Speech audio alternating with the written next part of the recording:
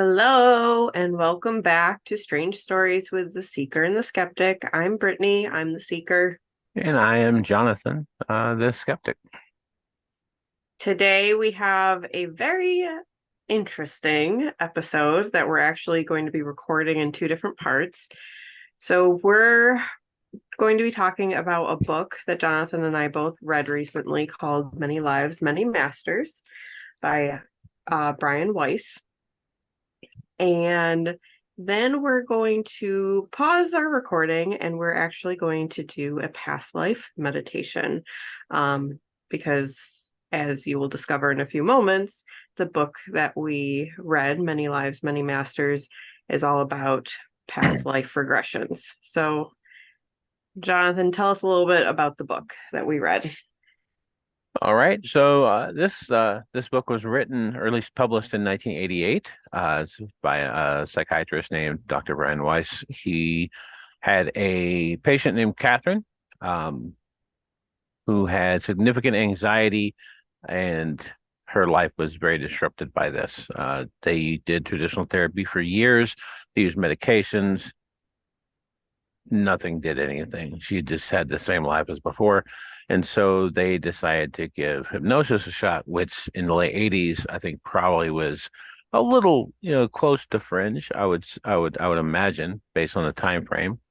Um, when they started doing the hypnosis therapy, they got different results than expected, or at least a side effect, which would be that through these sessions, Catherine uh,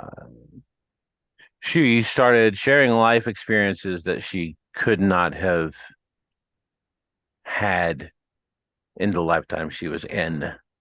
Uh, Apparently, this treatment went on over a course of years, and Dr. Weiss feels that he has learned a lot about the universe that he did not previously know, and that generally we don't know as a people.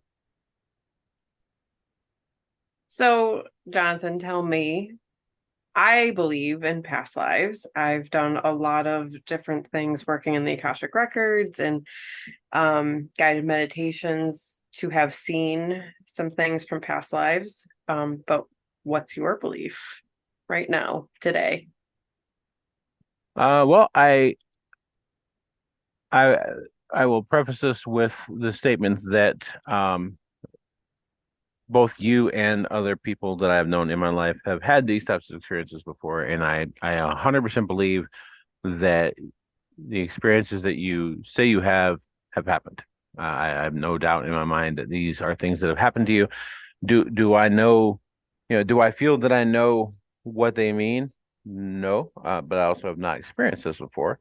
Uh, it could be that there is, this overarching litany of life after life that souls go through to, in some way, I guess, purify themselves for what goal I do not know. It is also possible that the human mind is more powerful than we think it is, and we have the ability through things like meditation to see other dimensions and other realities. I mean, we're starting to understand that time is not what we thought it was. Time may not exist at all.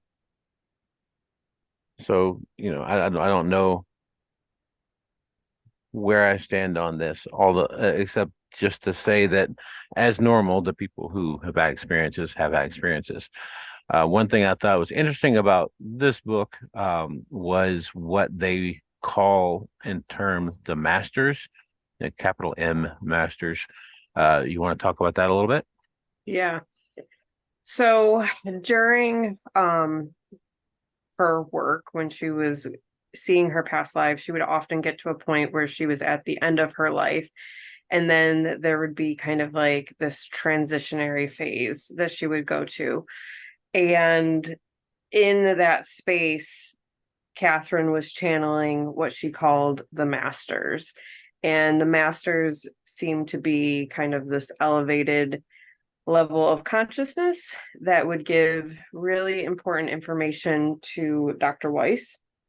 And the information actually, they said several times throughout the book that it wasn't really meant for Catherine. Like she would remember her past lives, but she would not remember what she channeled from the masters. It was really meant for the doctor that she was working with. And they talked a lot about, themes around reincarnation and people having karmic debts with one another, meaning some kind of energetic imbalance. So, say your father, that you had a difficult relationship in this lifetime, you reincarnate in the next lifetime and you're actually husband and wife. And so then you're kind of balancing out the energetic imbalances or karma between you. So those were some of the things that they talked about. It's definitely things I've read about and heard about from other sources as well. So there seems to be kind of a consistency in the messages and themes that came through with the masters. But I definitely thought that part was very interesting. Yeah, it's very it absolutely is. If there is something to all of this. So what's interesting to me, one of the many things that's interesting to me about this is, this is actually the second book over the past few weeks that I read about this particular thought process. The first being a book called The Akashic Records Made Easy by a Sandra Ann Taylor, which I found to be extremely interesting and informative, although some of her language in what the quote masters are kind of veer into Christian mythology a little more than I would like.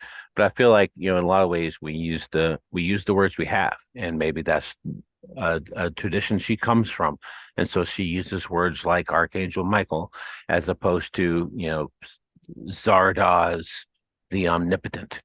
And maybe, a UFO contactee would get the name Zardoz the omnipotent because that is the context that they have.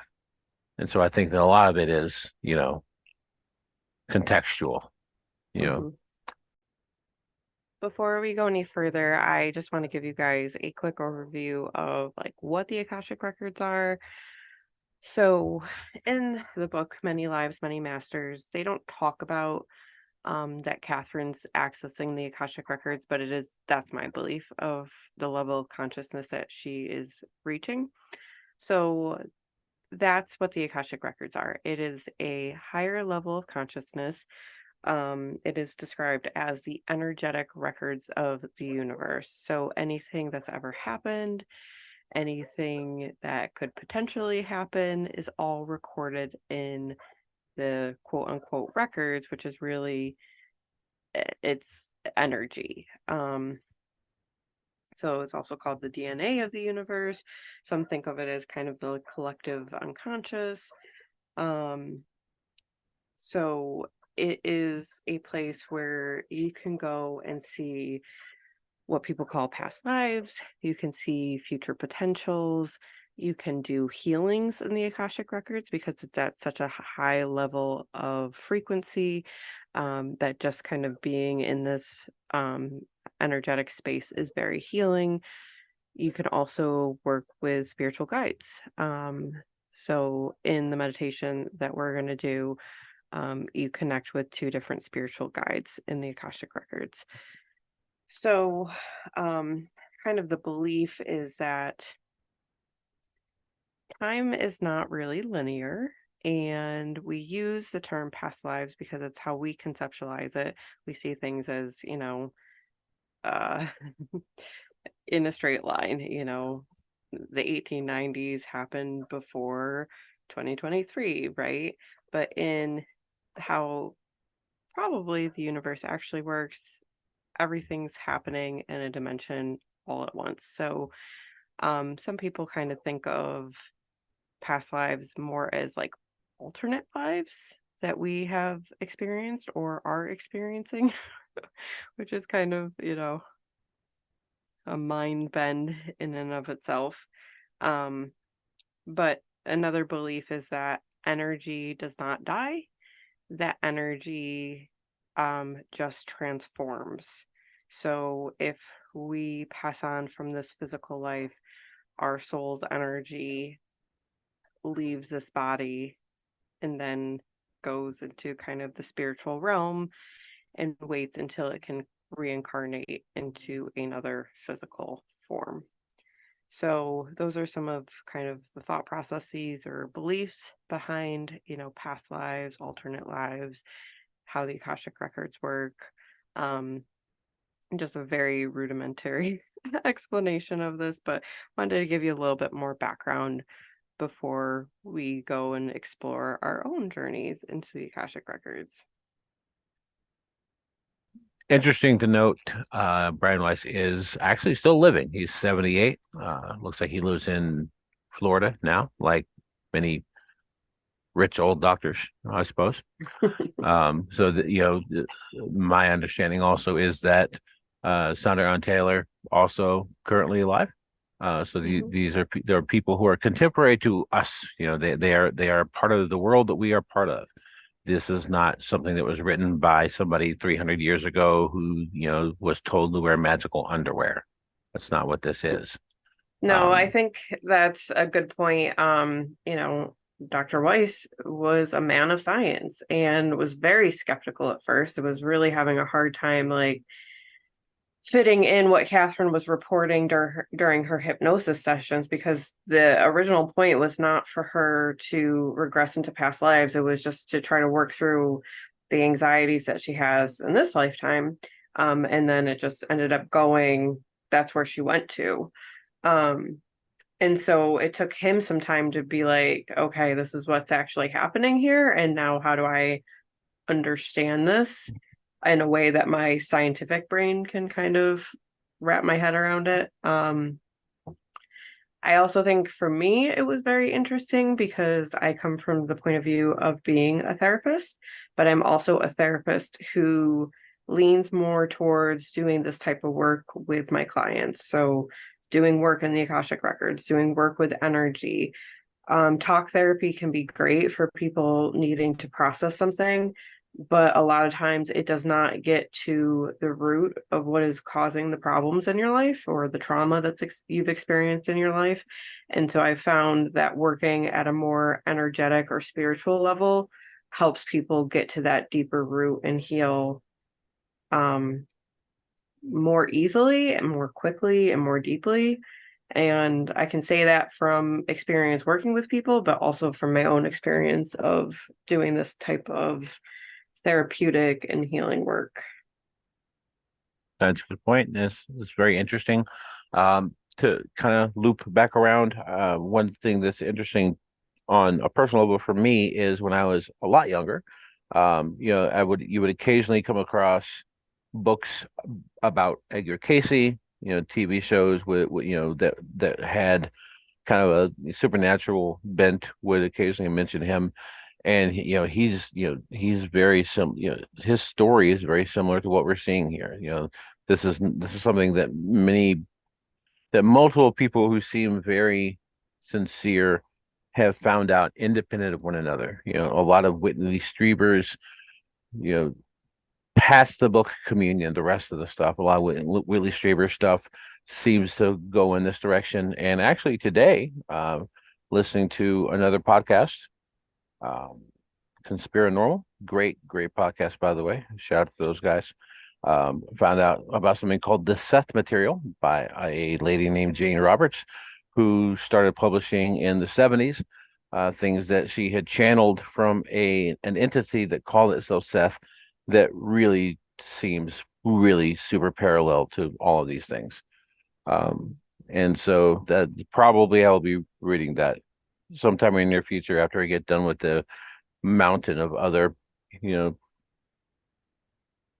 mystical slash paranormal slash mythical things that are currently on my list of stuff to read, Yeah, we have a long list for sure. which is a good thing. We're It definitely not is. not complaining about that.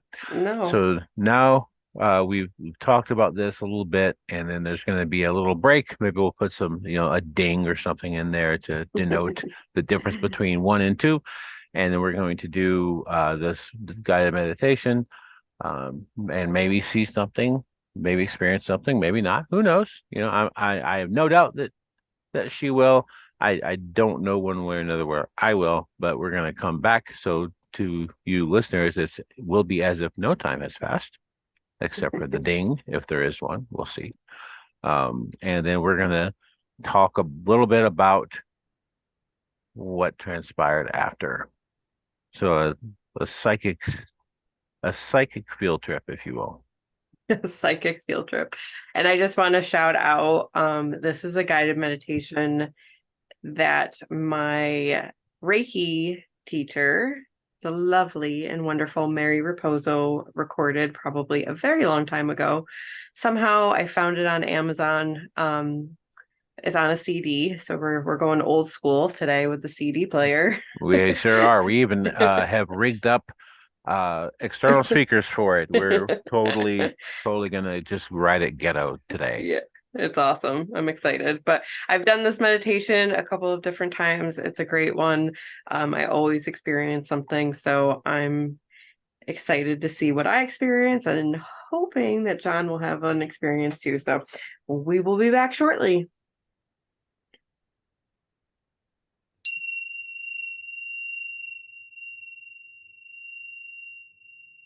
And we're back. So we just finished the Akashic Records guided meditation to experience one of our past lives. And Jonathan and I have not talked about what we experienced. I definitely had an experience. And Jonathan wouldn't tell me. So I'm very eager to hear what happened. So tell me what that meditation was like for you and what happened. Well, I didn't, and I'm not overly surprised by this. I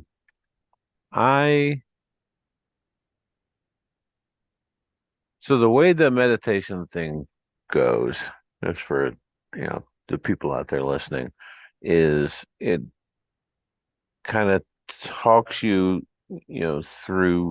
a way of relaxing to try to get your mental state in a place I expect uh probably akin to hypnosis, self-hypnosis maybe. Um so that you will be able to have some form of experience dealing with these things. Um what happened to me was nothing like the things that were being described on the meditation, but I did feel very relaxed, and in my mind, I kept seeing this kind of undulating purple light, kind of reminiscent of the color out of space in a way. If anybody's ever seen that, um, and every once in a while, I would get a flash of the head of an owl, kind of going in and out of focus. And then occasionally it would become an eye, like a human eye. And then it would go back to swirling colors and then back to the owl.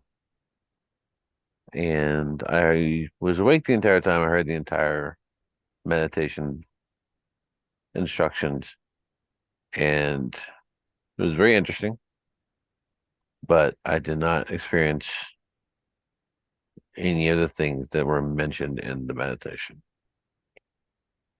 So, two very interesting things. The Akashic Record sometimes is referred to like as the eye of God. So that's interesting that you kept seeing an eye, a human eye. I have had that happen in meditation before as well. And before we went in, I don't know why this popped into my brain, but I was like, I wonder if it won't take you back to a past life experience, but you might see what happened with the owl experience. That popped into my head. So the fact that you're saying you kept seeing an owl pop in and out is super interesting. That is interesting. Yeah. Owl, I mean, I think it's something that's really important for both of us, given your experience. I've always felt connected to owls, probably starting, as a child, being really into the Harry Potter books. Um, but for me, owls is also like a sign of my spirit, my spiritual self. So if I'm questioning like where I'm getting a message from, I have a way of testing it. And so I'm like, is this my spirit or is this my ego? And so if it's in my ego, I get a flash of like a frog image. And if it's my spirit, I get a flash of an owl image, which I don't think that's something I've ever shared with you before. No, that's the first I've heard of that. That's interesting, especially with your history of not being a fan of frogs. Yeah, absolutely. I am terrified of frogs. So it does make sense that a frog would come up as like the fear-based ego part for Yeah, me. for sure.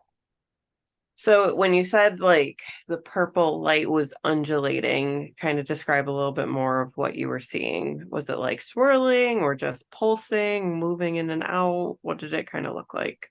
Kind of moving in and out and folding in on itself, and then every once in a while, like an image will almost surface, and that's where the image of the owl head would come in, and then also the occasional glimpse of an eye, perhaps the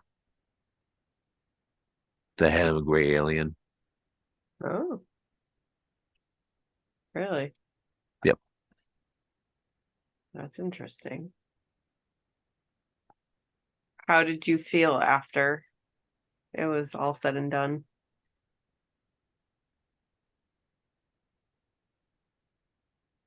Pretty all right. A little groggy, Mhm. like I had been almost asleep for a little while. Mhm. I don't think there was a time that I was asleep. I remember everything that was said. Mhm. I could hear things around me. What about you? I have a feeling that this was a very different half hour for you than it was for me. Yeah, so I saw a past life that I've experienced parts of before.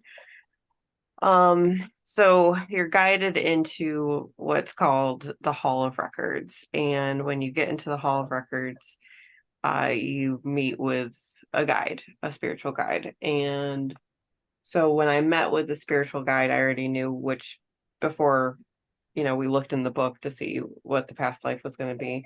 I already knew which past life it was going to be because it was this blonde-haired woman who named herself Angela, and she said that she was a friend of this past life version of myself, who we're going to call Ellen. um, so when we're actually examining the past life, the only scene that I saw was her sitting on the floor, um, talking on the phone, which was like attached to a cord to the wall. She was crying and she was smoking a cigarette. And I got the sense that she was trying to get drugs. So this is a past life version of me that what did a lot of things to numb. So she would numb through food, she would numb through alcohol and drugs and distraction and all kinds of things. And she died at a pretty young age in her 30s.